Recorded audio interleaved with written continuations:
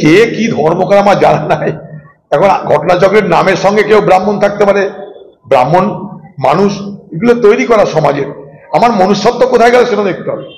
আমি যে যেখানে থাকি না কেন, আমার মানবিকতা, আমার মনুষ্যত্ব, আমার সততা, আমার দৃঢ়তা, এগুলো দ্বারা নির্ধারিত হোক বাংলার আগামী দিনের জনপ্রতিনিধি মণ্ডল।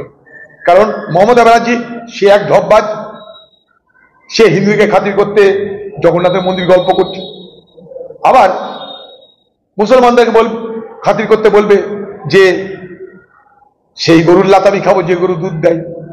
অতএব মুসলমান চিন্তা করো না, সব বাদ দিয়ে বলুন না বাংলার মানুষের জন্য আমি শুভ চিন্তা করি, বাংলার মানুষকে আমি ঐক্যবদ্ধ রাখতে চাই, বাংলার সব মানুষকে সম্মান করি, শ্রদ্ধা করি, এটুকু বলে ঝামেলা মিটে যায়।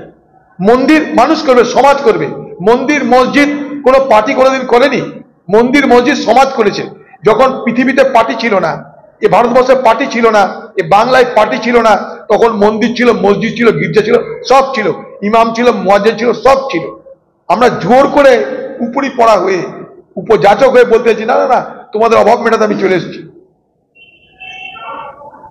অতএব ধর্মের নামে যে সংকীর্ণতা রাজনীতি বাংলায় হচ্ছে, সেটা বাংলাকে আগামী দিনে বিপদের পথে নিয়ে যাবে, বাংলাকে বিভাজনের পথে নিয়ে যাবে, বাংলার ভালো করতে পারে না বলে আমি মনে করি। রাজ্যপাল আবার দীর্ঘদিন হাসপাতালগুলোর চিকিৎসা পরিষেবা, সেই পরিষেবা নিয়ে রাজ্যকে বিবেচেন প্রধান বিচারপতি, এখানে পরিষেবাগুলির হাল খারাপ তো বটেই। আমরা তো প্রতিদিন এই কথা বলছি, আমরা বলার দরকার নাই, যারা এখানে বসবাস করে বাংলায় তারা জানে যে বাংলার গ্রামীণ অবস্থায় স্বাস্থ্য পরিষেবা কেমন।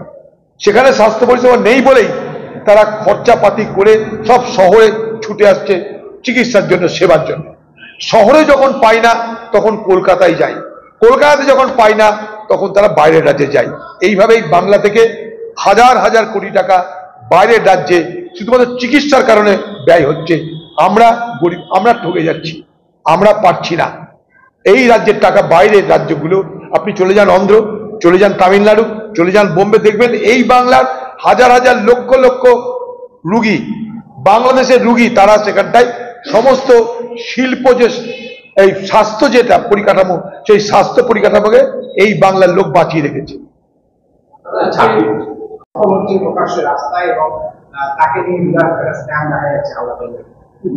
কিছু বলার না, পুলিশের কাছে এই জায়গায় পৌঁছে দেওয়া হয়েছে, পুলিশকে মেরুদণ্ডকে ভেঙে দেওয়া হয়েছে।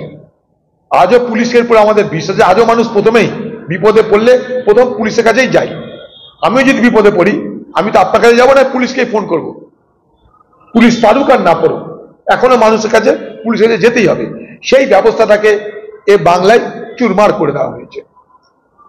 তাই যে পুলিশ অফিসার আসামিকে 24 ঘন্টার মধ্যে ধরতে পারে, গুলি করে মারতে পারে, তারাই আবার আরেক জায়গায় লাজ্জিত খায়, গালাগালি খায়।